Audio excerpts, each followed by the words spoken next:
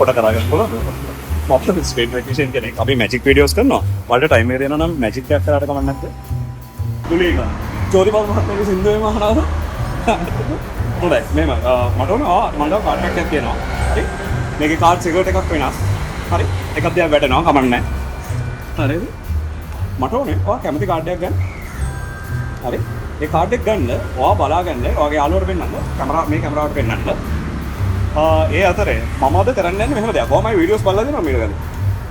නෑ. බොරුවට හරි ඔව් කියන්න තිබ්බේ කවන්න නෑ. මම මීට ගානේ මැජික් එකක් කරද්දී, ඒ කියන්නේ මැජික් එකක් කරා එකක් නදුනි කියලා නම් කෙනෙක්ට, අනිත් එක චමෝද්‍ය කියලා නම් කෙනෙක්ට. මම අද කරන්නේ නදුනි නංගිගේ චමෝද්‍ය නංගිගේ මැජික් එකේ සීක්වන්ස් එක එකට එකතු කරලා එක ට්‍රික් එකක් හදන්න යන්නේ. ඒක කෙරෙන්නේ මෙහෙමයි. මම කරන්නේ ඔයයි කාඩ් එක අරගෙන කාඩ් එකේ මැද්දට දානවා. දැන් මම නදුනිට කරේ ඕක. හරිද? මේ විදිහට එයාගේ කාඩ් එකේ මැද්දට දානවා. ඊට පස්සේ යාළුවා ස්නැප් කරන්න කිව්වා. ස්නැප් එකක් හරි. අද හාෂින් ස්නැප් කරන්නේ. එතකොට එයා කාඩ් එක මේ විදිහට උඩනවා. හරි. ඒක තමයි නදුනිගේ සීක්වන්ස් එක. දැන් චමෝද්‍යගේ සීක්වන්ස් එක අපි ෂොට් එක මිස් කරගන්න කොහොමද දාපහා. හරි. අත මෙහෙම ගන්න. දැන් මේ තමයි චමෝද්‍යයට කරපු වැඩේ. හරි.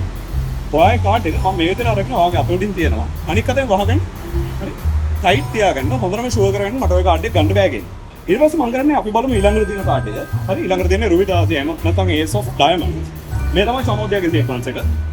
ඒස් ඔෆ් ඩයමන්ඩ්ස් මම කරන්නේ ඒක අරගෙන මේ විදිහට පොඩි ටච් එකක් කරනවා. ඔන්න මිස් වෙච්ච ෂොට් එක අභිෂේ මං ගහ එයා මම දැන් තියෙන එයාගේ කාඩ් එක.